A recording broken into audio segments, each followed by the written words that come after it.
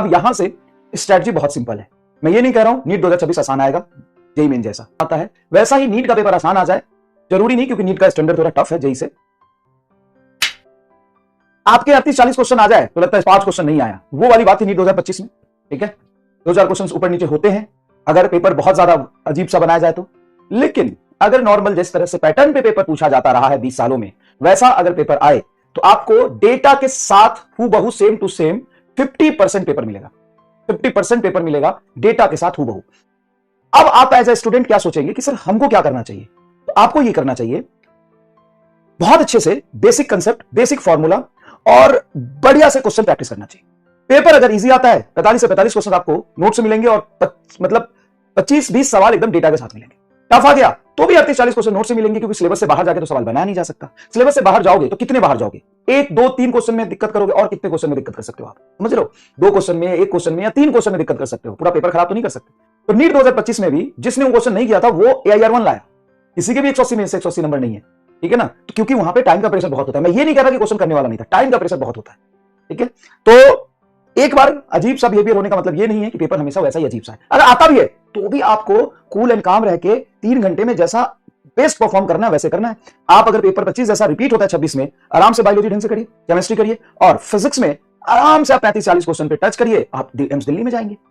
2025 में जिसने भी 35-36 क्वेश्चन कर लिए तो एम्स दिल्ली में बैठा ना भाई। समझ रहे हो?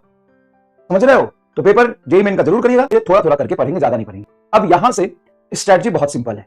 मैं ये नहीं कह रहा हूं नीट 2026 आसान आएगा, जेईई मेन जैसा हो सकता है, पेपर 25 जैसा ही आ जाए, टफ आ जाए। मैं ये बिल्कुल नहीं कह रहा हूं कि डायरेक्टली फॉर्मूला बेस्ड क्वेश्चंस आ जाएंगे, सीधा सीधा आप सवाल देखोगे और आंसर टिक कर लोगे। ऐसा जैसा जेईई मेन में पिछले 4-5 सालों से होता रहा है, पेपर आसान आता है, वैसा ही नीट का पेपर आसान आ जाए, जरूरी नहीं, क्योंकि नीट का स्टैंडर्ड थोड़ा टफ है जेईई से। 2025 के कंपेयर में तो टफ ही कहोगे ना यार, जब पेपर 2025 जेईई मेन का देखो, 26 जेईई मेन का देखो, उस हिसाब से तो नीट का लेवल थोड़ा टफ हो गया है। तो मैं ये नहीं कह रहा कि पेपर एकदम आसान आएगा, बिल्कुल आसान आएगा, ये मैं नहीं कह सकता।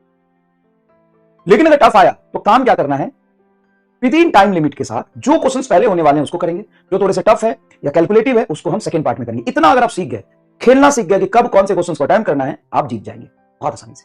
और अगर पुराने पैटर्न पे जैसा 20 साल से पेपर आता रहा है वैसा आ गया तो आपको एक्यूरेसी और हाई क्वेश्चन प्रैक्टिस पे काम करना पड़ेगा, जो ऑलरेडी हम दोनों काम कर चुके हैं।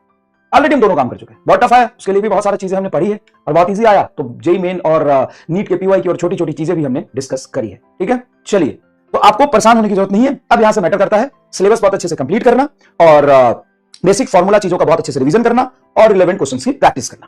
ठीक है, पूरा टाइम मिला आपको फिजिक्स सीखने का, आपने जितना फिजिक्स सीखना था आपने सीखा। अब यहां से अंदर घुसेंगे और पीएचडी करने जाएंगे।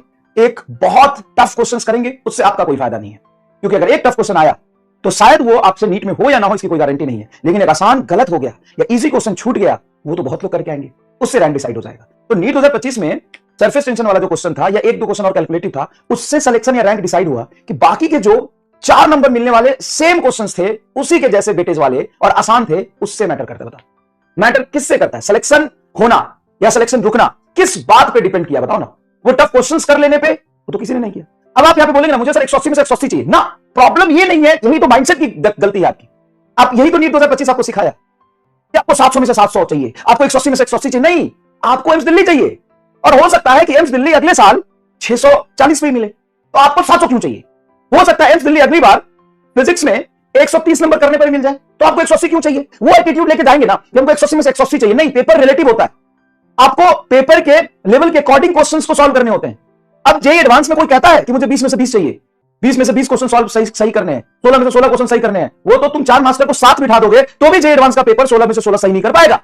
4 मास्टर को, जेईई एडवांस के मास्टर को साथ बिठा दोगे, मैं डिसरिस्पेक्ट टीचर का नहीं कर रहा, मैं जेईई एडवांस के पेपर का लेवल बता रहा हूं। अगर 4 लोगों को साथ बिठा दोगे तो भी हो सकता है एक आध सवाल ना हो।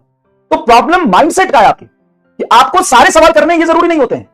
सारे सवाल आप कर पाएंगे तो नीट 2024 जैसा पेपर हुआ था, 180 में से 180 लाइए, बहुत सारे बच्चों ने लाया था और इजी हुआ, इजी हुआ, आराम से 180 हो जाएंगे। टफ हुआ तो भाई साहब उसमें 160 नंबर लाना ही सबसे टफ बेस्ट हो जाएगा।